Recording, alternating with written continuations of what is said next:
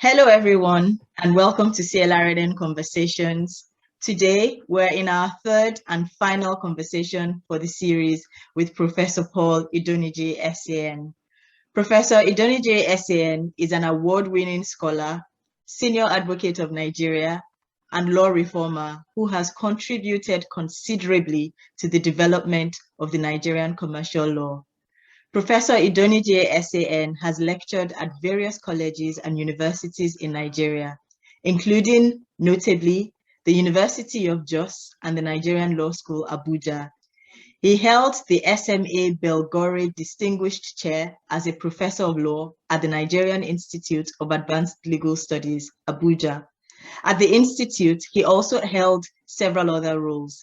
He was the head of Department of Commercial Law and Alternative Dispute Resolution, Director of Research, and Director General. He has taught and published extensively in local and international journals on ADR processes, company law, company secretarial practice, public finance, constitutional law, international economic law, investment state dispute resolution, law reform, and private sector participation in infrastructure delivery. Professor Idornigie SAN was also previously General Counsel and Head of Secretariat, Bureau of Public Enterprises, BPE, Abuja. In that role, he was involved in the first draft of the Petroleum Industry Bill between 2005 and 2008, the unbundling of the National Electric Power Authority, NEPA, into the initial Power Holding Company of Nigeria PLC, and subsequent transfers to generation, transmission, and distribution companies, the privatization of LMA Petrochemical Limited, Transcorp Hilton Hotel, the concession and lease of the port terminals in Lagos, Warri, Port Harcourt, and Calabar, amongst other public enterprises. Professor Idornigie continues to practice in both commercial and investment treaty arbitration, either as counsel or arbitrator. Out of 5 production sharing contracts that the Nigerian National Petroleum Corporation, NNPC, executed with the international oil companies in 1993 that resulted in arbitration, he was involved in 2 of them as party-appointed arbitrator. Similarly, he was a counsel in the International Center for the Settlement of Investment Disputes Arbitration involving the Federal Republic of Nigeria and Shell Nigeria Ultra Deep Limited, the OPL 245 Malibu dispute. You're welcome again, sir. Bolale, thank you very much. I'm glad that this our series, they are all coming to an end today. Yeah, I'm really excited being part of it. Thank you very much. Thank you very much for your time and sharing your knowledge with us. Well, in our first conversation, we invited Professor Idornigie to give us insights into the black box of commercial law reform in Nigeria. We used the recent reforms to the Companies and Allied Matters Act 2020 as our entry point. The second conversation examined the constitutional issues that impact commercial law reform in Nigeria, and we used international commercial arbitration as our entry point. In today's conversation, we examine the modernization of the Nigerian commercial sector and the impact of the process of modernizing this Nigerian commercial sector on commercial law reform. This takes us to the role of the Bureau of Public Enterprises, BPE, in the modernization of commercial law in Nigeria. And as General Counsel in the first phase of the BPE, we couldn't find anyone better to unpack the process than Professor Idornigie SAN. So as I've said in the previous conversations, I'm particularly excited for today's conversation. So I'm going to start quickly. The Public Enterprises Privatization and Commercialization Act 1999 established, amongst other things, the Bureau of Public Enterprises and the National Council on Privatization. We're going to come to the NCP in a bit, but let's start with the BPE. What is the BPE and why was it introduced? Yes, thank you, Bolale. I think to understand what BPE stands for, we need to step backwards to 1981. In 1981, under the government of Shehu Shagari, a commission was set up called the Presidential Commission on Parastatals, and it was chaired by Mr. Gamale Onosode. So the commission is also referred to as the Onosode Commission. Now, at the end of their investigation, they revealed that public enterprises were characterized by misuse of monopoly power, defective capital structure, mismanagement, corruption, and nepotism. So the commission recommended that there should be an increased role for the private sector in the economy, especially in areas that are not related to security or non-sensitive. Similarly, we also recall too that under Shagari's administration, the federal government approached the International Monetary Fund, IMF, for a loan. But the IMF imposed certain conditionalities. One of them was that there must be a divestiture of ownership, management, and control of some public enterprises. Now, so at that time, there was a great debate in Nigeria as to whether we should embark on divestiture or not. And this debate resonated throughout the regime of Buhari and Idi Agbo until General Babangida, in his 1986 budget speech, announced government's intention to divest its holdings in certain key sectors of the economy and promulgated the Privatization and Commercialization Act of 1988. At the same time, President Babangida introduced the Structural Adjustment Program. Now, this act is the first law in Nigeria on privatization and commercialization. Under this act, the body that was established to implement the provisions of the act was called Technical Committee on Privatization and Commercialization. So people hear of TCPC. Now, this TCPC is the precursor of the Bureau of Public Enterprises, BPE. In 1993, under the regime of General Abacha government repealed the old act and promulgated a new law called Bureau of Public Enterprises Act. Now, not much was done under this act. Attempts were based at the commercialization. That is why you find entities like Nigeria Post Authority, you find Nigeria Post PLC. So some statutory bodies were converted to commercial entities to enable us to carry out commercialization. And it didn't really work. We tried to commercialize at that time, it didn't work. Now, so we had this Bureau of Public Enterprises Act from 1993 to 1999, when we now passed the Public Enterprises Privatization and Commercialization Act. Let me laugh here.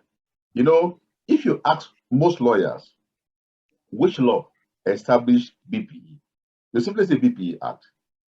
Not many lawyers know that the proper name of the act is Public Enterprises, in bracket, Prioritization and Commercialization Act of 1999. Now, under this act, two main organs were established: the National Council on Privatization and the Bureau of, so the National Council NCP and the Bureau BPE. Now, BPE is the secretariat of the National Council on Privatization. I'll stop here for now. Thank you. Okay, thank you very much, sir. So, what then is the NCP? Yeah, the National Council on Privatization is chaired by the Vice President, and the deputy is the Minister of Finance. In fact, the council is made up of the key players in the economy. For instance, The SGF, Secretary of Government, is a member, the Attorney General is a member. All the public enterprises listed for privatization, the ministers were members. If they are not members, there were powers in the Act to co-opt them to be members when we are taking their parastatals. So the NCP was the main organ, was the approving authority for privatization, transactions, and commercialization. Now, in the case of the NCP, BPE, BPE is the secretariat and the implementation agency. As General Counsel in BPE, I was both General Counsel and head of secretariat. In other words, I covered the National Council on Privatization meetings. In fact, from 2003 to 2009, I covered all the meetings of the NCP. And that is why whatever was done about privatization between 2003, 2009, I don't need to read to discuss because I was part of it. So I played the role as General Counsel. I'm involved in the transaction. Then we'll seek approval, all relevant approvals from the SCP.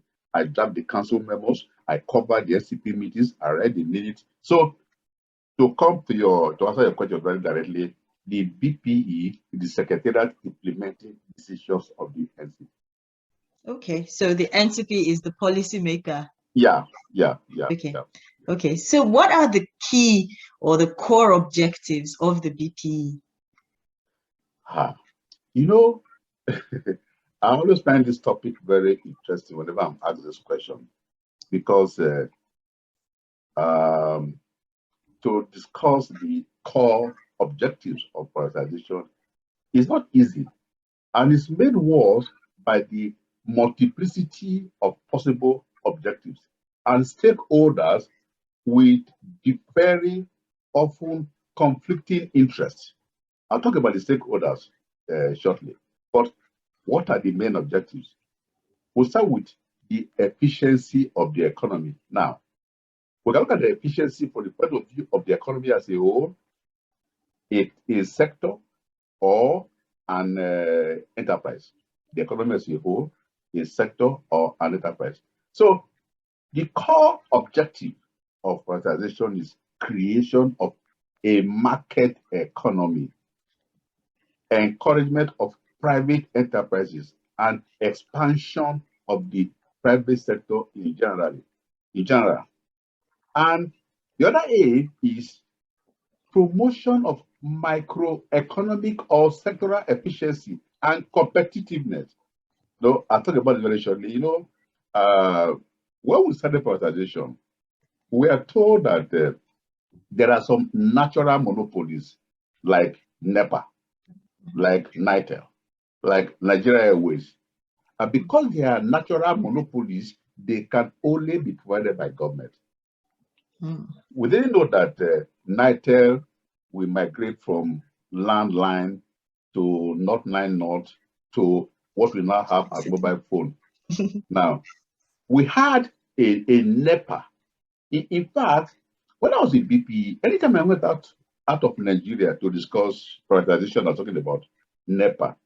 And I'll say something like, we have NEPA that is in charge of generation, distribution, and transmission of electricity. They will marvel. How can one organ perform three key major roles in this sector? Generation, transmission, and distribution.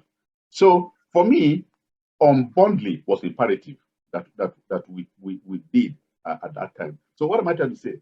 That because they are natural monopolies, it's only government that can deliver them. But we believe too that to privatize, you will develop your capital market. You will improve access to foreign markets and promote FDI from coming to your country. Now, I said earlier, this is true for efficiency can arise at the level of the economy as a whole or at the level of a particular enterprise. Now, you know, it is assumed that because public enterprises are funded wholly or partly by government and also run by government, they are run inefficiently. But I think it's true. I really couldn't find any that was run efficiently. So it was then felt that when you privatize, you will introduce new technologies, you will promote innovation. The private people will upgrade your plant, increase productivity, utilize the industrial plant, the quality will be better. So this were all the assumptions made. Another objective was budgetary and financial improvement. Now, my argument always, when people say to us, what was your success story when you privatize public enterprises? I will say to them, they should look at the budgetary provisions up till 1999 to see how much was budgeted for these public enterprises that were privatized. Now, since they were listed in the 1999 Act, monies were no longer made to them for their activities. So even if it's just this savings, let me say this quickly. When you hear that the military regime from, say, 1985 to 1999 took monies out of Nigeria, it was not taken as cash. It was budgetary allocations to these public enterprises. I go to the Aluminium Smelter Company. When we are trying to privatize it, we were talking to the Germans who built it, and we asked them, what is the value of this public enterprise? Given the fact that we have spent 3.2 billion. Now, what was happening is every year, monies are budgeted but taken out. So all this Abacha loot that you hear of this every day is not cash that they took out. So every year, they will budget money for Aluminium Smelter Company, Dakota Steel Rolling Mill, Nyonko, Delta Steel, all the steel rolling mills in Jos, Katsina, and Osogbo. But the monies are not invested. So over the years, they've just been conduit pipes for siphoning monies across the country. So what am I trying to say? Even if privatization has not achieved any objective, the fact that monies are no more given to these enterprises, for me, is a major achievement. Now, another objective is income distribution or redistribution. This was formulated in the first phase when we sold shares. You know, people used to ask me, why are you not selling shares in NEPA, in NITEL, in PA? I said, look, NEPA is a statutory body. When we are selling shares in the banks, in the oil companies, they were companies established under CAMA and quoted in the stock exchange. So it's easier to sell shares of such companies than a statutory body. So to sell shares in PACN, to sell shares in NEPA, we had to come from PACN, from NEPA to PACN to where we are now. So unless you move from being a statutory body to a body incorporated under CAMA, shares cannot be sold. So in the first phase, when we sold shares, we actually did a lot of redistribution and wider share ownership. Because the argument before there was that very few people in Nigeria were operating in the capital market. So, and there was the need for mass capitalism and development of a new national middle class. For those of us who were alive there, we actually know that many Nigerians bought shares during the first phase. But in our second phase, there are challenges, like I said, because we are dealing with the industrial sectors that we need to carry out unbundling before shares can be sold. Then there are also political considerations. There was a need to downsize the public enterprises, and it was not an easy decision.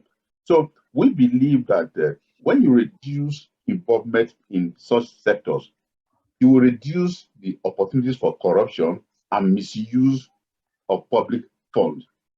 And one thing I want to add here is he tried to look at the objectives. It's sometimes preferable to rank them, which is your main objective. But it becomes more complex because of the stakeholders. I'll talk about the stakeholders very, very, very shortly. Now, other than the objectives, we have challenges.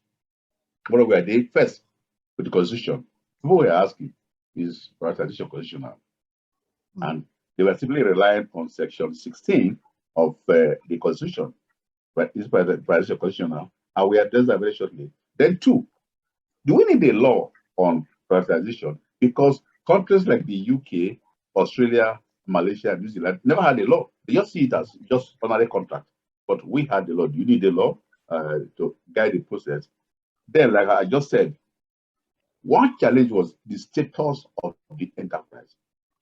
Was it a commercial enterprise or a statutory enterprise? Because the status determines the mode of the privatization. Then government, people often ask, what is the purpose of government? Remember the social contract theory of John Locke and Rousseau? What is the purpose of government? The purpose of government is to produce public goods. So roads, rail, ports, they are seen as public goods. So it's the duty of government to produce them. That is why, despite our involvement now in public-private partnership, that does not diminish the role of government. In fact, worldwide, through PPP, you can only attain about 20% or 30%. So government has up to 80% or 70% to provide in terms of public goods. So government should not assume that because of PPE, they should abdicate their responsibilities. No, no, no, no. Government owes us a duty. It owes us a duty to provide public goods. One other challenge we have in privatization is valuation methods. How do you determine the cost of an enterprise? Want to sell, say, United, what is the cost? Now, if you talk to the accountants or those who do a lot of financial modeling, they will tell you there is historical cost, there is a book value, there is replacement cost, there is discounted cash flow, or a combination of all these. Now, even when, from my experience, even when you agree on one method, i.e., discounted cash flow, and you call two valuers, they will arrive at different results. So how do you reconcile them?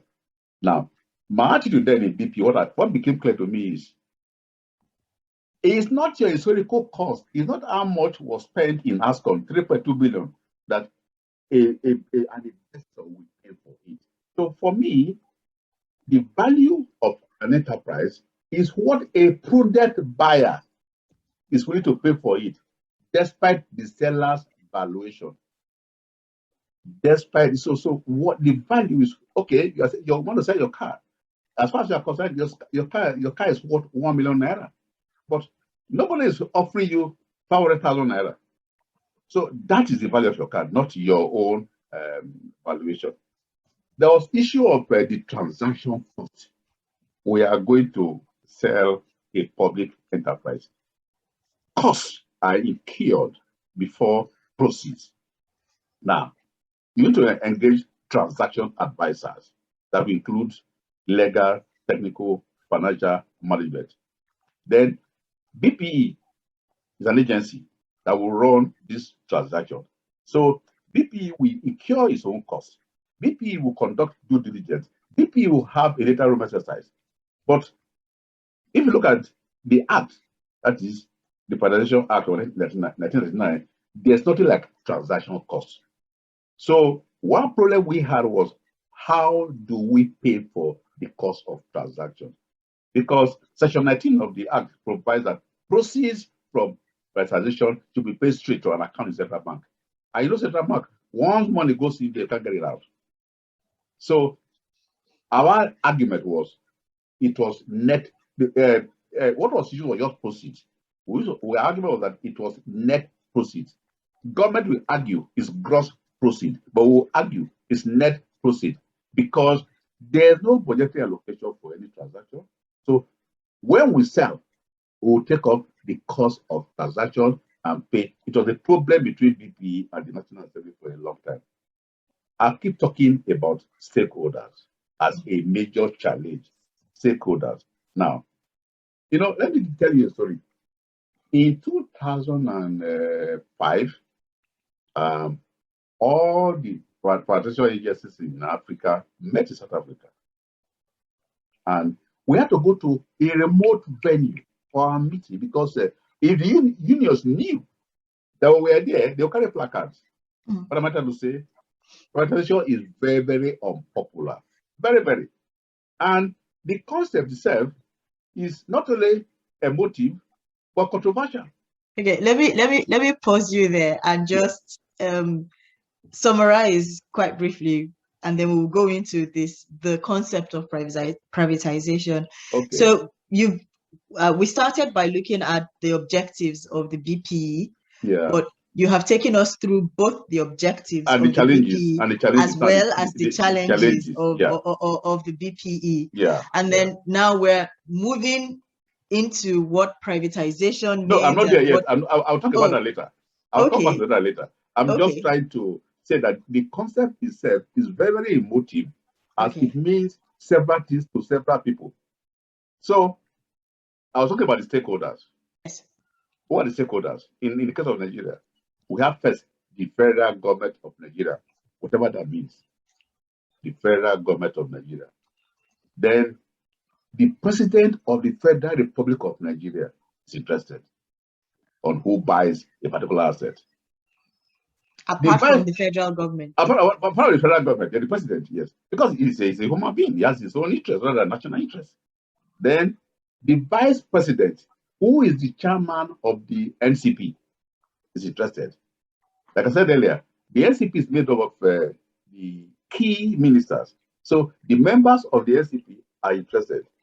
The Minister of Finance is interested.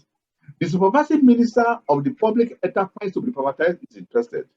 The managing director of the public enterprise, the unions, the workers, the pensioners, the Nigeria public, and development partners are interested. Now, how do you balance the interests of these various stakeholders? And for me, it's a major issue in privatization. Then, the concept of core investor sale. Core investor sale is a challenge. If you look at Section 33 of the Act, it defines a core investor as a reputable core investor or a group of investors having the requisite technical, managerial, and financial capacity. I take that again. Who has the requisite technical, managerial, and financial capacity to effectively contribute to the management of the enterprise to privatize. Now, where will you find a core investor with this qualification? Are you looking for the one who has technical? Are you looking for the one who has a managerial or financial? It's a challenge. So these are it looks pretty easy. There's also the fear of creating private monopolies. That by the time you now move, you are now moving from public monopolies to a private monopolies. That's why we developed a competition regime. So I stop here for now. Okay. So I'll just move. So where should we move to? Should we look at how the BPE fits into this successive government plans? Okay, we can look at that. We can look at that.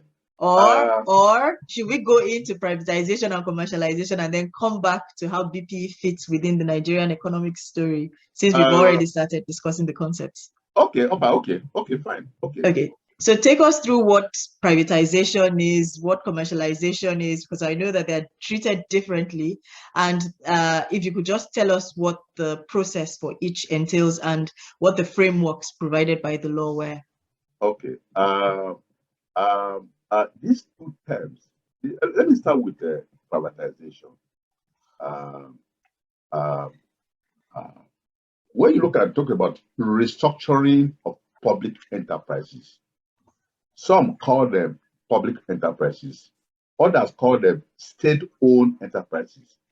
Now, the restructuring raises constitutional, legal, strategic, emotional, institutional, and economic issues. Now, this restructuring can take the form of privatization, commercialization, or any form of public-private partnership. Let me start with the word privatization. The word privatization is a concept as well as a process. I'll try that again. The word privatization is a concept as well as a process. Now, as a concept, it is very controversial. As a process, the methods adopted vary from sector to sector. Like I said, it's not the way you privatize an insurance company, that you privatize NEPA. It also varies from country to country, and in the case of Nigeria, from face to face. Now, the word has a narrow meaning and a broad meaning. In this narrow sense, the word simply means the sale of public assets. And in this context, the level of irreversibility of the transaction is critical in determining its classification. Now, as a concept, it is the process of transferring ownership, and sometimes control of a business or an enterprise or an agency from the public sector to the private sector. So broadly, privatization involves all forms of public-private partnership where measures are adopted for the transfer from the public sector to the private sector of activities exercised until then by a public authority. So it is in this context that we have subcontracting, management contract, leases as concession as part of privatization. So if we look at as a process, again, look at the sequencing of transaction. For example, how do you determine the public enterprise or a sector to be privatized? How do you determine that? Secondly, how do you determine the strategy to be adopted? Now, thirdly, how do you attract investors, either local or international? Fourthly, how do you determine whether it should be partial or full privatization? Fifthly, how do you carry out a due diligence on the enterprise? Sixthly, how do you determine the transaction documents? For instance, to start the process, you have to advertise for expression of interest, to prepare information memorandum, to prepare non-disclosure agreement, request for proposal, you have the agreement. How do you decide whether it's a share sale or asset sale? If it's a share sale, how do you decide how to draft the shareholders agreement? If it's a concession, how do you determine who grants the right? Fifthly, who is the approving authority? So for me, the failure to appreciate privatization as a process led to the misunderstanding of the sale of ASCOM. Now, if I may talk about this sale of ASCOM, because it's a block. ASCOM, Aluminium Smelter Company at Ikodabasi, that Rusal, there's a battle between Rusal and BFIG over. Now, I was in the middle. I took part from the beginning to the end of the LBPE. Now, like I said, it is a process. For instance, when we advertise for core investors, we ask for expression of interest, what we call EOI. Now, when you apply, we will evaluate your bid. And if you meet our specifications, you are pre-qualified. In other words, you scale down order. Because you are pre-qualified at that level does not mean that you are the winner. Now, we continue with the process. Because you are pre-qualified, we issue you what we call a request for proposal. In other words, request for you to submit your technical proposal and your financial proposal. We evaluate the technical first. Before the evaluation, we can organize an event for you to visit the enterprise to inspect it once you have signed our non-disclosure agreement. Now, we do the evaluation of the technical proposal. If you meet, because before we evaluate, we have our template on what is our minimum score. So if you meet our minimum score, you are pre-qualified for our financial bid. Now, our financial bid will go through the process and look at who is the winner. Now, even if you are the winner at that level, that does not make it what Supreme Court called auction sale. Privatization is not auction sale. No, it's not auction sale. See, when BFIG sued PPE at the High Court, I went to court to give evidence that BFIG claiming right of ownership went through a process and scaled through a process that was not final. But because there was a financial bid opening where BFIG was declared as the bidder with the highest score, and so he emerged the winner. We now wrote to him, I drafted the letter. We wrote to BFIG. Say, look, by the terms of the bid, you are supposed to pay 50% of your purchase price within 50% within 10 days from the date of the receipt of our letter. BFIG said no. The bidding document provided that is within 10 days of the signing of the share purchase agreement. Do I take that again? Are you clear? Yes. Are you clear? I'll take it again. Yes. No, that's clear. It's clear. Okay. So whatever we are saying that the first installment to be paid within, I think, 10-15 days from the receipt of the letter announcing that group as the winner. The group was contending that it is within 10 or 15 days from the date of signing the share purchase agreement. Now, when they got our letter, their lawyers wrote to us a letter that I see that it should be available to us to inquire when the time started to run. We said from the date of receipt of their letter. But they said no. Earlier transaction document said the first installment to be paid within 10 to 15 days from the date of signing of the agreement. We said no. We made it very clear. We wrote to you and that it is within 10-15 days. We knew that this company had no money to pay. They will not pay. So we are counting. I will not forget that last day in BPE.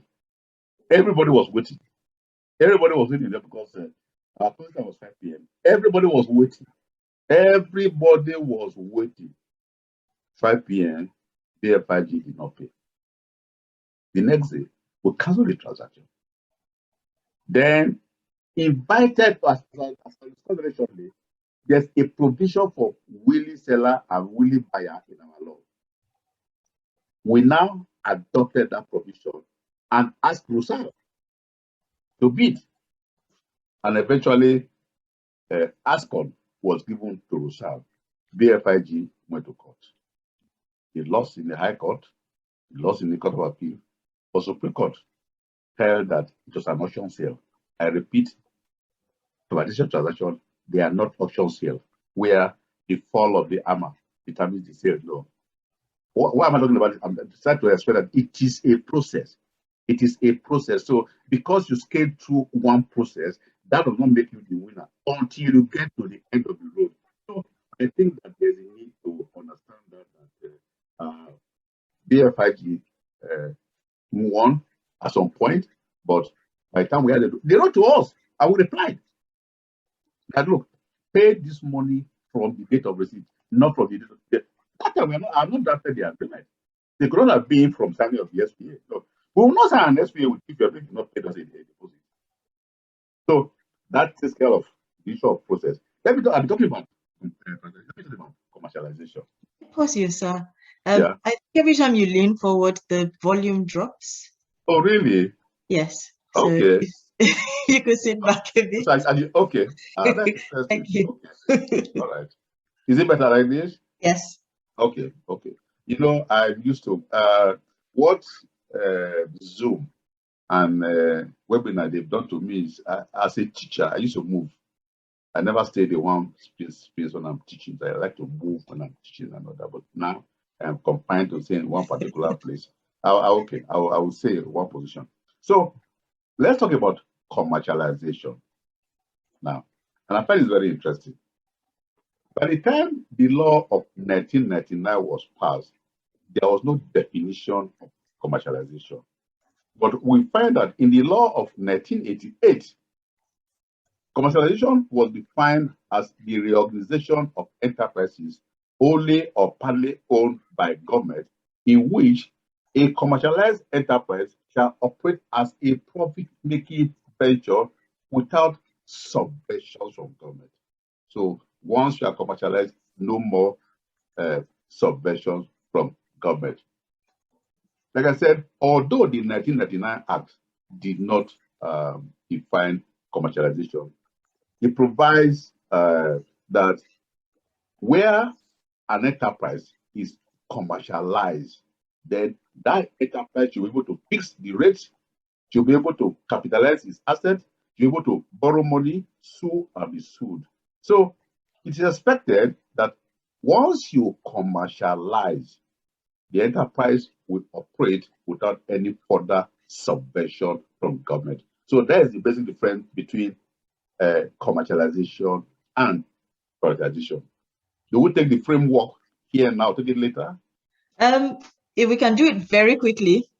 Okay, okay. Well, as I've tried to explain in my introduction, the first enactment was that of 1988, the second one was that of 2003, and the last one is 1999 that we are still using.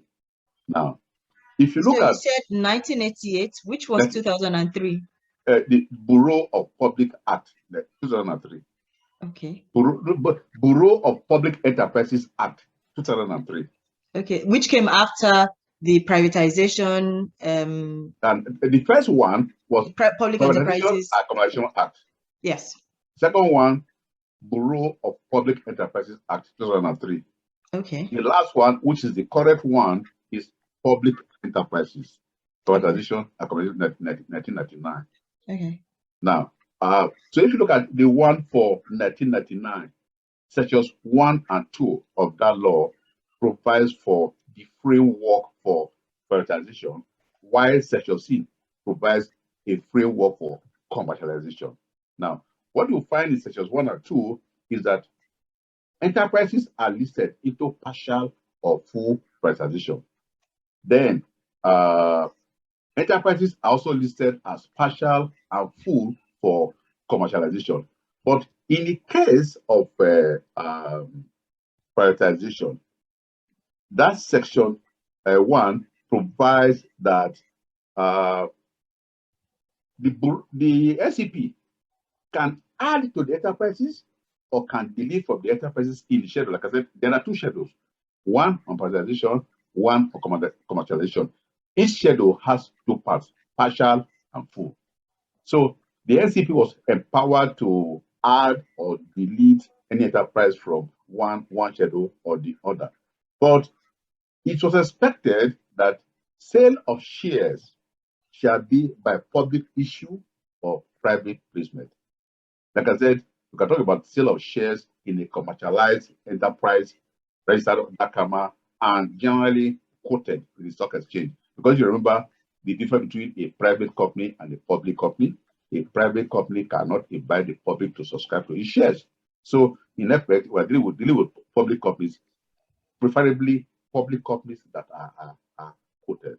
Now, that same section, like I said earlier, provides that if a company or a public enterprise cannot be sold by a public offer, it can be offered for sale through a willing seller or a willing buyer basis or through any other means. I want to underscore through any other means. is through any other means that the concept of guided liquidation came into being. We are being creative through any other means. We said, well, it's a decision of council, the SCP, to decide what is through any other means. And we now develop the concept of guided liquidation.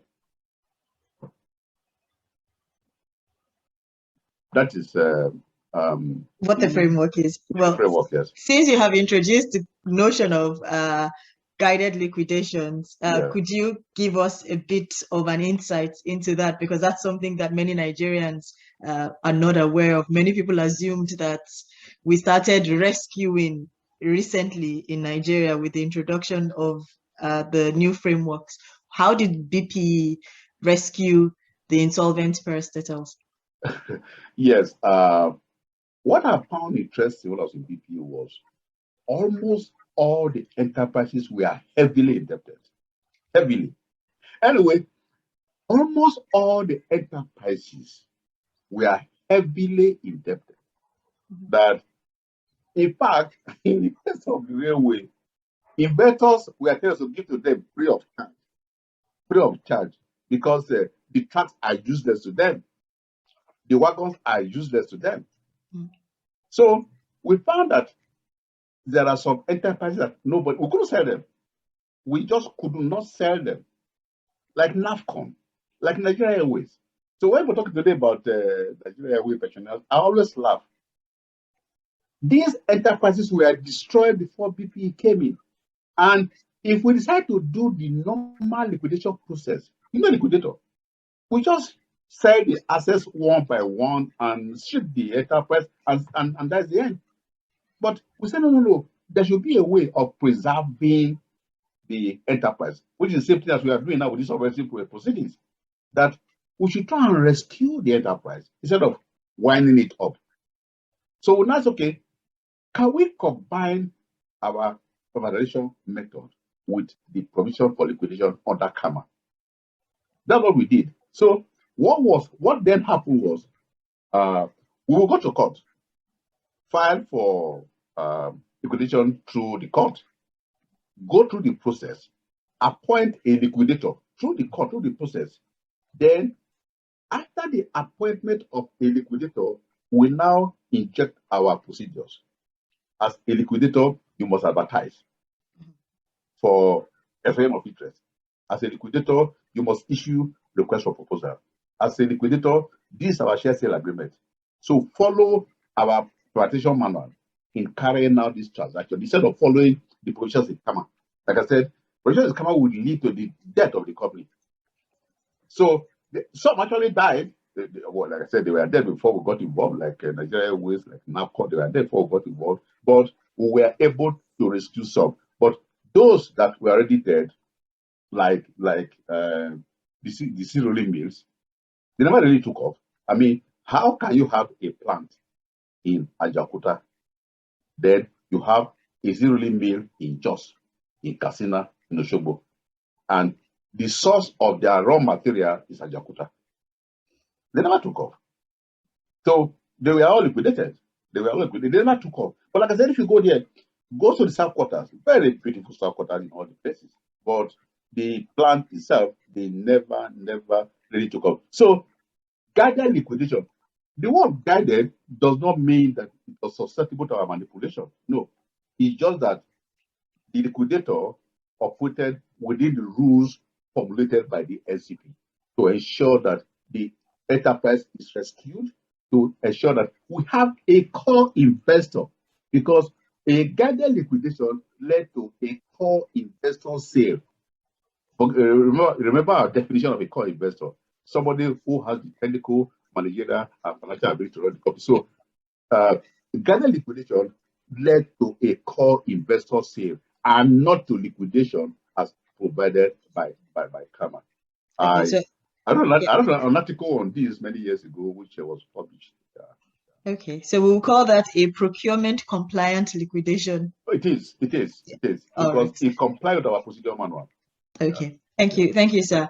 Okay, so well, the background for all this was to lead us to commercial law reform, but I have one quick question that I would like to ask before we then quickly move to commercial law reform. I knew that this was going to be the longest of our conversations. So Yeah. how does BPE fit into the Nigerian commercial story, and which sectors and parastatals have been privatized or commercialized by the BPE? Well, let me talk of the sectors that we are commercialized first, before we now look at how it sits within the story. Now, yes, if you look at our law, the 1999 law, you find that public enterprises are categorized into sectors. So we have the telecom sector, where we had Nitel, Nine Mobile. We had the electricity sector, where we had NEPA. Almighty NEPA was in that sector. We had the petroleum sector, where we have the two refineries in Port Harcourt, the petrochemical in Kaduna and Warri, LME, the petrochemical, and Nigerian National Development Company. We had the fertilizers sector, where we had, because most of them are gone now, where we had the Federal Superphosphate Fertilizer Company and the National Fertilizer Company. We had the gas sector, where we had the Nigerian Gas Company. The steel and aluminium sector.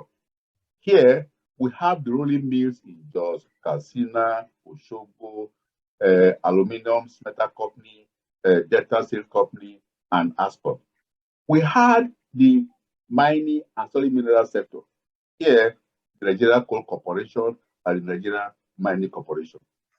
The media companies, the Daily Times of Nigeria, New Nigerian Newspapers. Insurance company, NICO Insurance, Nigeria Re. Transport and aviation, we had the Federal Airports Authority of Nigeria, Niger Dock Limited, and Nigeria Airways. We had the paper companies. We have the Nigerian National Paper Manufacturing Company at Iwokwin, and the Nigerian Newsprint Manufacturing Company and Oku Iboku. Those days, this Iwokwin and Oku Iboku were very popular for the media houses. We also had the Nigerian Paper Mills Limited. Then the sugar companies.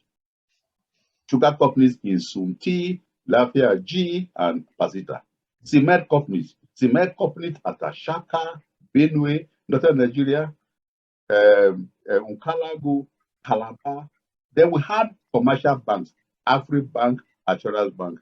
We had motor vehicle and truck assembly plants, Anamco, Leland, Pan, Boswaji, and Stay.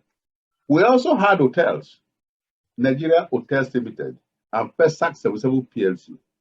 We had Nigerian River Basin Development, River Basin Development Authority in Cross River, in Lower Benue, in Ogun, Oshu. We had national parks in Old Oyo, Yankari, Cross River. Miscellaneous, there are many. We had NIVOA, Nigeria Railway Corporation, Nigeria Port Authority. There are many. These are the sectors, and I dealt with all this. I was involved in their transactions. All these ones I mentioned. Yeah. So this cuts across the entirety of the Nigerian economy. The entire economy. Yeah. Yes. Yeah. Oh wow, that's really interesting. And so, how then did the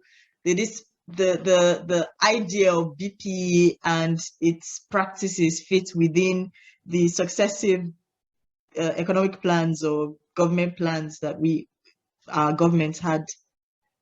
Yes. When BP got involved, in fact, one thing I asked myself was, when the 1999 Act was promulgated, how did the government decide which enterprises was made for partial privatization, for full privatization, or for commercialization, and all that? And what I could figure out was we are doing a lot between soft infrastructure and hard infrastructure. The software, in a sense, like insurance companies, banks, it's easy because all of them, like I said earlier, were established under common. But the core infrastructure, like NEPA, NPA, anywhere, they are all those listed for commercialization. Yeah, commercialization, because they had to be reformed, they had to be unbundled before they could be commercialized. Now, so you're asking me how has BPE contributed to all this? Now, if you look at the powers of the NCP that you find in section 11 of the Act, when I say the Act, I'm talking about the Act of 1999. Now, 11K provides that the NCP can set up committees to carry out its functions. So, NCP established 19 implementation steering committees as far back as 2000. Now, I'll give you the names of this committee. We have the Oil and Gas Implementation Committee that was set up in 2000. It is this committee that drafted the policy on oil and gas and what is now the PIA. It is this committee that drafted the Petroleum Industry Bill, which is now Petroleum Industry Act. We also had the Telecom Sector Reform Implementation Committee. It is this committee was set up in January 2000. It is the committee that drafted the NCC Act of 2003. Then the Electric Power Sector Implementation Committee that was set up in 2000. It is this committee that drafted the Electric Power Sector Reform Act 2005. We also had the Industry Manufacturing Committee, Transport Sector Committee, Aviation Sector Committee. It is the Aviation Sector Committee of 2000 that drafted the Civil Aviation Act of 2006. There is the Solid Minerals Sector Steering Committee. It is this committee that drafted the Mineral and Mines Act 2007. Then the Steering Committee on Competition and Antitrust. It is this committee that drafted the Federal Competition and Consumer Protection Council Act of 2009. They also had a committee. See, in the course of privatization, we found that, I should not move forward again. We found that in the course of privatization, pension under the old Nigeria Pension Act was not contributory. So we found that in almost all the parastatals, the pension funds were empty. There was nothing there. The managers had spent it. So this committee proposed that there should be a pension reform act that is contributory, that the employee will pay a part, the employer will pay a part. So is this steering committee on pension reform that drafted the Pension Reform Act of 2004, which was replaced in 2014. So the mandate of these committees that we have set up was to formulate policy for each sector, reform the sector, and draft appropriate legislation. This is what we did in the case of those committees. Then the committee also drafted reform bills. I am very sad about these reform bills because it's like all my efforts are just wasted. Because I was involved in the reform bill throughout my time in PPE. As soon as I joined in 2002, in fact, I started work with the competition bill in 2002. Then the other reform bills. So we have the National Transport Commission bill. We have Nigeria Railway Authority bill. We have Nigeria Ports and Harbour Authority bill. We have the National Inland Waterways Authority bill. We have the Nigeria National Roads Fund bill. We have the Federal Roads Authority bill. We have the Nigeria Postal Commission bill. But the Federal Competition and the PIB have been passed into law, but they were originally bills that were sponsored by the BPE. And so, contrary to the belief that BPE only sold public enterprises, BPE contributed to the creation of appropriate regulatory environment for commercial activities in Nigeria. Between 1988 and 1993, out of the 101 SCOEs, 88 were privatized. And between 1999 and 2009, this is the one I was involved in, we sold 148 enterprises. So BPE has played a major role. Don't see us, people see us in terms of, like I said, you got to a point, you go to a ministry, once you're announced you're from BPE, they won't let you in. But I think that we did more work in the area of reform than in the sale of assets of public enterprises. Then you're going to ask me now, what have we done about passage of the bills? Is that your next question? Yes, that would be, because, well, you have already taken us into the commercial law reform and listed all the good work you have done, but what have you done about the passage of the bills? How did you even introduce the bills, and what has happened in the process? What happened really was there were areas that were novel. For instance, talk about regulation. Not talk about technical regulator and economic regulator. We didn't have the expertise in-house. So again, let me say this.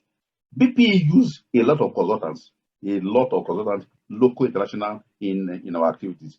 So we appointed consultants to work with us to draft these bills. That's how the bills were drafted.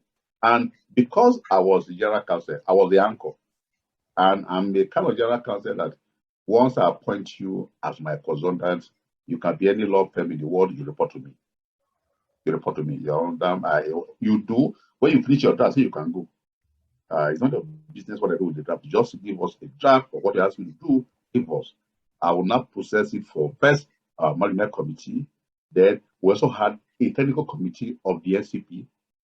We also look at it before it goes to the NCP for approval. So all bills were approved by the NCP.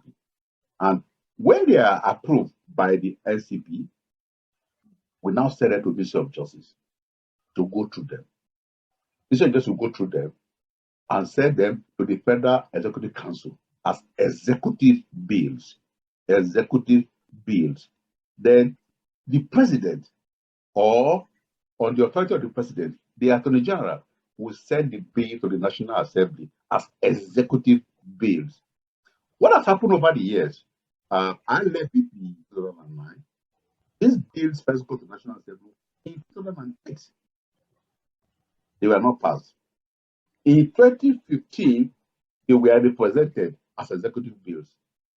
Like I said, almost all of them have not been passed.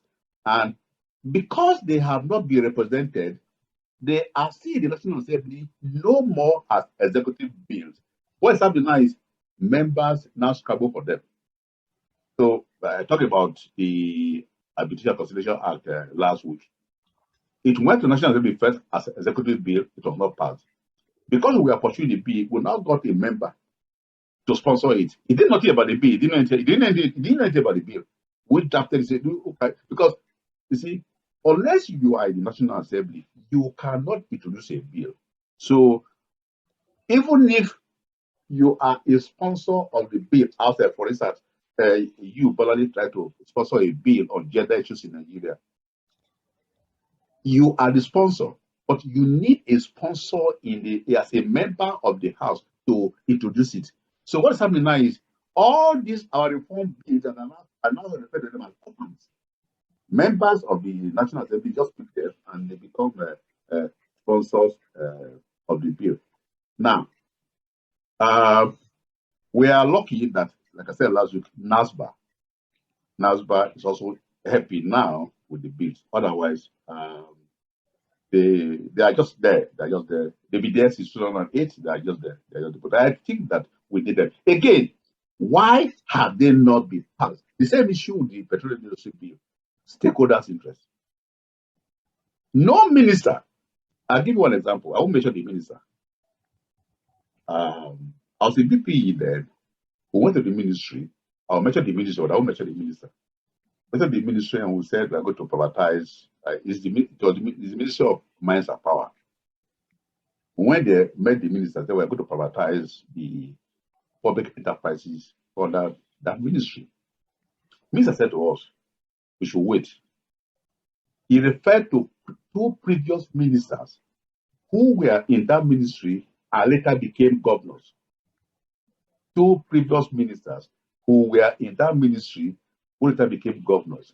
That he wants to be the governor of the state. We should wait until he leaves before we come back to. So these stakeholders is a major challenge for this reform.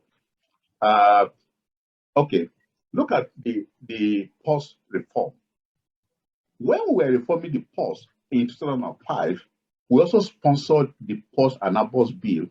That Post and Abos Bill got to National Assembly before 2003. But why was that bill killed? The bill proposed 2 authorities, one for Lagos, one for Warri. Then the bill was killed because there was no authority for the North. And we asked, is there any port in the North? I tell you, that was why that bill was killed. Now, meanwhile, we went ahead with the reform of the ports, drafted all the lease agreement for the 24 ports, and drafted 24 agreement for the ports in Lagos, in Warri, in Port Harcourt, and Calabar. Now, when we were drafting the lease agreement, we are hoping that our bill will be passed so that we will have a regulator. You know, the NPA was like NEPA. The NPA is the owner of the port, is the manager of the port, is the regulator of the port, is the NPA that offers port activities. We said there was a need to unbundle. The NPA cannot play all these roles, be the manager, be the regulator, be the provider of service. So what we were able to privatize was the service. Now, we now drafted a bill that was going to create a regulator. As I speak, that bill is still, since 2003, that bill is still National Assembly. Now, when we were in BPE, the Shippers Council attempted to be a regulator and we opposed it. That Shippers Council cannot be a regulator. But as soon as we left, the government made Shippers Council the regulator. So today, nobody is keen on the passage of our bill. Nobody is pursuing it. In fact, at our last meeting of NASBA, like I said, I'm a member of the government of the Advisory Council of NASBA. I found that the bill was left out. I asked, where is the Post and Abos bill? They said, well, they are not keen. They are not keen. So no, I said, no, put it back. Yes, you see, it reminds me of PIB when Mrs. Desiani Alice Madueke was Minister of Petroleum. If you see the PIB that she drafted, you know, I get very upset if a government functionary drafts a bill because of the person's interest at that material time. So you are not going to be a minister for life. You are drafting a bill arrogating all the powers to yourself. Now, even this new bill that is not a bill, PIA, now they call it now, still suffers the same fate.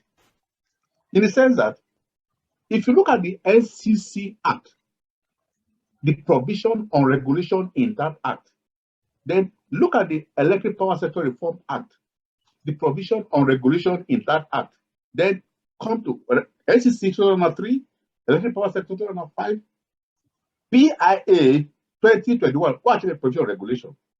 The minister is the one that will issue license. Is the minister that will revoke a license. That is the function of a regulator. So, because it's oil and gas, the person who is minister today assumes that he's going to be a minister for life. We are saying that the minister's role should be confined to policy formulation. Let the regulators drive this sector. So, I think I'll stop here for now. You are talking about is there any outstanding bills? What's your next question? Yes, so I think you have answered that. You've talked about some of the outstanding bills. Yeah. Yes. Yeah. So Yeah. I just, we'll be bringing this to an end. One is we will reflect on the BPE as an institution, and then the other is we will reflect on your own experience in the commercial law space. So what would you say has been the successes of the BPE and any other areas that are outstanding for improvement? Yeah. I think let me start by acknowledging some personalities. For the purpose of this reform, I must acknowledge the pioneering work done by the former Vice President, His Excellency Alhaji Atiku Abubakar, and former DG of BPE, His Excellency Malam Nasiru El-Rufai. I think they laid the foundation. All these committees I discussed earlier were established during their time. I think that my one thing I'm not happy about is that we do not seem to appreciate the concept of an independent regulator. Independent regulator. Now, I see the issue of regulation in the PIA as retrogressive. For instance, the PIA created two regulators. How can you have two regulators for the same industry? Because the industry has upstream, midstream, downstream. The PIA established two regulators. I think I have an issue, and I have an issue of that kind of provision. But let me say this. It has been stated around the world, governments perform three main functions. They tax, they spend, and they regulate. And out of all these three functions, regulation is the least understood. Nigeria falls in this category. But you see, one way of appreciating what who is an independent regulator is to highlight the attributes of a regulator. A regulator must be organizationally independent. In other words, you should separate the regulator from the ministry. Now, there should be a secure source of funding for the regulator, not begging the minister. We call that financial independence. And lastly, to be independent, you must have autonomy over your internal administration, and you protect yourself from unfair dismissal. We call that management independence. So, an independent regulator should be organizationally, financially, and managerially independent. Now, you can't find this in the PIA, but you will find it in the SEC Act, you'll find it in the Electric Power Reform Act. Now, I must also acknowledge that the pioneering work was carried further by other DGs like Dr. Julius Bala, Mrs. Ari Chibwe, Ms. Bolale Onagorua, and Benjamin Dickey. Now, if you ask me, out of all the things we've done, which one am I very proud of? I'm very proud of the privatization of Nikon Noga Hilton, because today, anytime I go to Hilton, I'll tell people, go and see the SPA. I signed it. I'm also proud of LMA Petrochemical. LMA Petrochemical is a story of its own. At the time we sold LMA Petrochemical in 2006, it was producing at less than 25% of installed capacity. We sold it in 2006. By 2007, LMS started making profit and declaring dividend. I'm not aware of any enterprise we privatize in the second phase that has achieved that status of declaring dividend. So I am very proud of LMS. I'm also proud of the concession of the ports, like I mentioned earlier, the 24 terminals. But I'm not happy that they do not have a regulator properly so called. I'm also proud of the passage of the NCC Act, the Debt Management Office Act, the Pension Reform Act, the Electric Power Sector Reform Act, the Civil Aviation Act, the Minerals and Mining Act, the Federal Competition and Consumer Protection Council Act, and lastly, PIB. PIB with reservations. I'm not happy with the regulatory aspect of PIB. I'm also not happy with the provision on host communities. I think that should have been revisited. I think I don't know. I'm not happy with that. But my main area as an academic is the issue of regulation. I don't think that we got it right. The PIB has taken us many years back to when is a minister. Can you imagine in this regime, you are in APC, you're looking for oil processing license. Who will give you? Nobody will give you. But if you put it in the hands of a regulator, the process would be transparent and will be efficient. But as it is now, you make the Minister of Petroleum the authority that we grant petroleum license, the authority to revoke it. I have a challenge with that. I think that at some point that should be revisited. We are still winding down. Yes, so I would say, okay, maybe the PIB has to be, in your words, revisited. That would be an area of improvement. Also, the in the area of the ports, creating a single regulator. A proper regulator.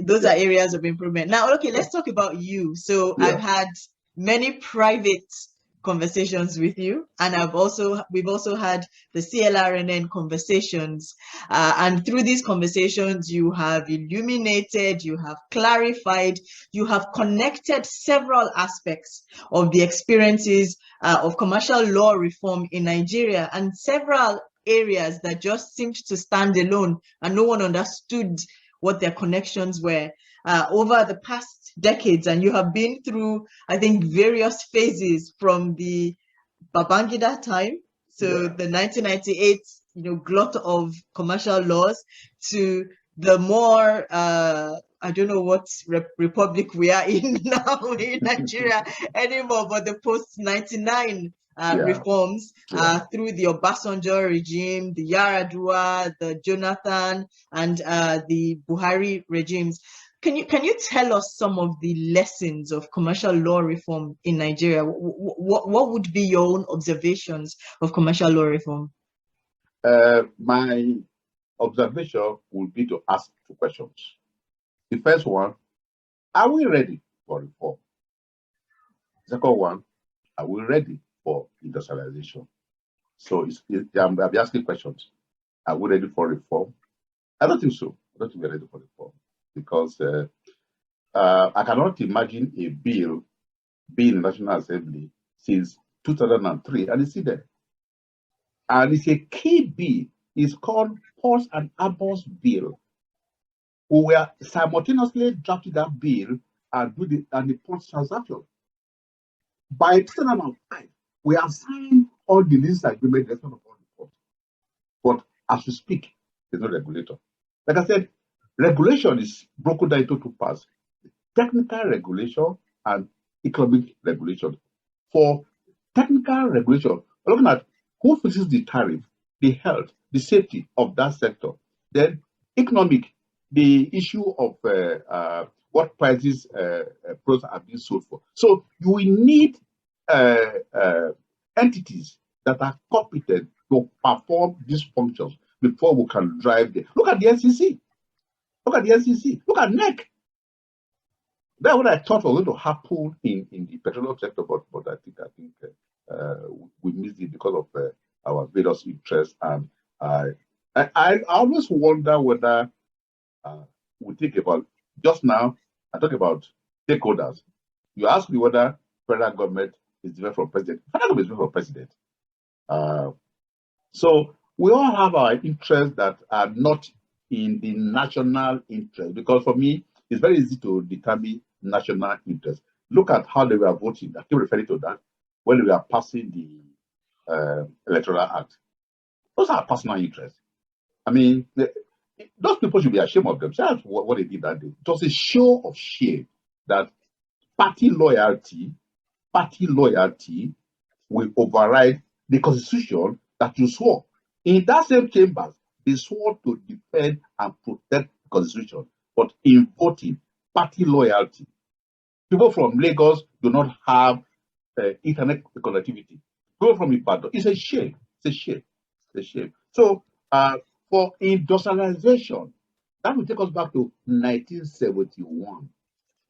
In 1971, under the military regime, there was the National Steel Development Authority that prepared the grounds for the Aluminium Metal Company, Ajakuta, Niomco, and Delta Steel.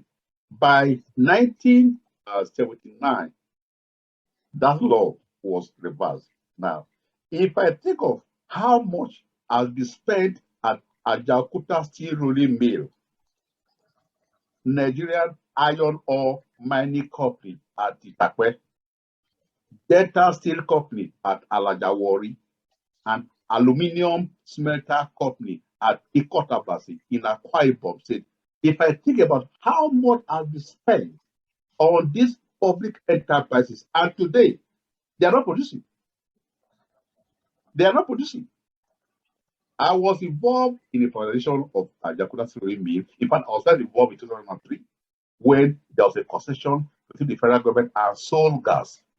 Soul Gas could not perform, so it was concession to global infrastructure.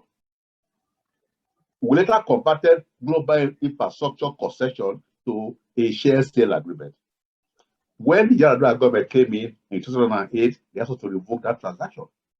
Since that revocation, 2008, is been, of course, global took us to arbitration.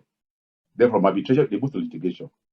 One regime, I remember when under Jonathan's regime, there was some mediation, there was some understanding reached for global to come back to either Niomco or Ajakuta Steel Mill. I don't know what happened. This regime came in, there was conversation. So today, I'm not aware that Ajakuta Steel Mill, Niomco, Delta Steel, Ascon, and these are enterprises key to our industrialization. So I ask again, are we ready for reform? Are we ready for industrialization? Lastly, many people accuse BPE of selling our crown jewels, our common wealth, our commodity ask. Now, other than the public enterprises that were sold through the stock exchange in the first phase, that is when it was TCPC, can someone name one enterprise that was doing well when privatized? Can someone just tell me that this enterprise was doing well, but for the conduct or for the action of BPE, the fortunes have dwindled? Can somebody name one? Ajakuta, Niomco, DSC, Ascom, Nitel, NEPA, NAL, Steel Mill, the vehicle assembly plant. I was involved in the sale of PAN. On that transaction, we went to France separately. Today, where is PAN? PAN was producing before. What happened? Today, where is PAN? Where is there? Where is there in Bauchi? Leland, I went to Ibadan. When I went to Ibadan, Leland was in the bush. After privatization, it was in the bush. Now, Anapco, I went to Enugu for Anapco. Like I said, Bolani, I see myself as a lucky person to have seen all this. They are not stories. I was involved. I did the sale of Anapco shares, even though I had its own problem between federal government and Daimler-Benz. So you find that there were turns along the way, and BPE, I think BPE should be commended. I see myself as a very privileged person to have been a General Counsel and Head of Secretariat in BPE from 2003 to 2009. Thank you very much. All right. And my final question is, okay. Well, what changes would you like to see, and what have you been if you could mention maximum 2 things, what are you most proud of, and what changes would you like to see? The change I like to see the reform bills passed. Okay. 2, I would like the government to take the issue of industrialization very seriously and ensure that Ajakuta, ASCON, NIOMCO, and data still are revamped. We need them for industrialization. Okay. Yeah. And did you say what you were most proud of? I think I'm very happy with Element Petrochemical. Like I said, Element Petrochemical, I like the transaction. I was involved. I drafted it, so you go and see the SPA. You see, what I suffered there was I was General Counsel. I was involved in negotiating. I was involved in drafting. I was also a signatory. So today, all these transactions I'm mentioning, when you see an SPA, you see my name along with that of my DG. So when people see me, they think I must be a very big person. They don't know that I'm just a teacher. No, I can certainly say that I know you as the indefatigable Professor Idornigie SAN, and I would like to thank you very much for your contributions to commercial law reform in Nigeria.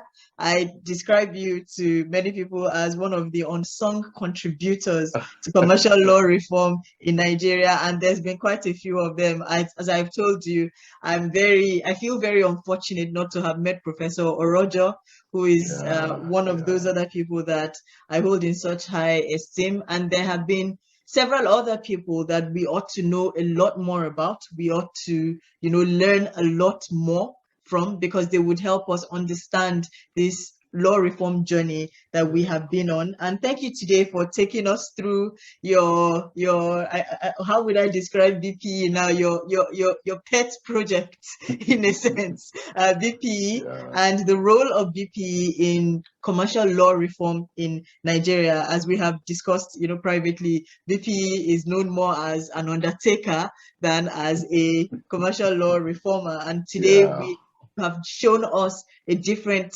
aspect of BPE and what their contributions have been. Of course, in Nigeria, we always have our contributions along with our challenges.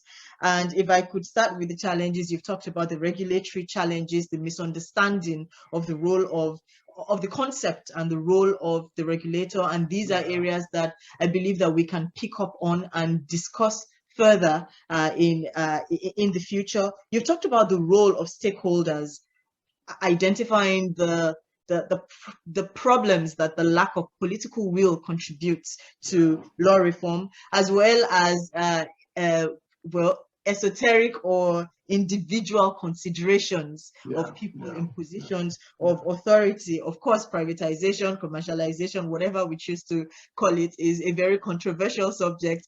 And I suppose that another day, when we bring our international economic law academics on board and scholars on board, they would also have their perspectives on whether we should have been privatizing or commercializing or whatever we choose to call that. But no, really, for me, at that material time, we didn't have a choice. No, like I said, that would be a different conversation for a different day. All right. But I would also like to mention, the contributions. We all enjoy, the availability of mobile phones in Nigeria, and many people don't know the backstory to arriving at that end. The improvement of competition. Today we talk about competition law, we talk about consumer welfare protection. These are all things that have backstories to them that it's important that people understand better. Of course, power has been a petty peeve, and it remains a peeve, because yes, there has been unbundling, yes, there has been modernization, there is no light. There is no light. But I understand the strides that have been made in that regard, and it's always a question of how successfully or effectively the restructuring was executed. But one of the areas that many people don't pay enough attention to, for those that are looking at Nigeria from the outside, the international community, is what has been our own contribution to the development of law. And when I look at the UK, for example, and I hear about, administration, and then I hear about how Australia picked up administration and turned it from an in-court procedure to an out-court procedure, and they receive accolades for their ingenuity. I sit down there and I fume privately because not very many people heard about the guided liquidations that BPE embarked upon in order to conserve value by trying to sell as a going concern the aspects of these enterprises that were still salvageable. Of course, the questions might arise, why did you do it through a liquidation, not through a different, we had alternatives, but all those, again, yeah, but I must come there. The issue of alternative. Indefatigable, Prof. These are questions for another day, Prof. No. What I'm trying to say, we could not do a direct core investor sale. We could not do a public because of the liabilities. Because of the liabilities, yes. I totally understand that. But like I said, there are so many areas that once we have the picture of, we can start to unpack and then work towards refining the processes that we put in place, learning the lessons of the past, but also going in the confidence that we have the creativity to profess solutions that suit the realities of our own context in Nigeria. And that, for me, is a very important aspect of commercial law reform that is suitable to economies such as Nigeria and very many economies that look like ours. So I would say thank you very much for your contributions to commercial law reform in Nigeria, and thank you very much for helping us understand this area much better. I've been talking to Professor Idornigie SAN. Thank you, sir. Thank you very much. Thank you for having me. Thank you. All right. Okay. Bye-bye.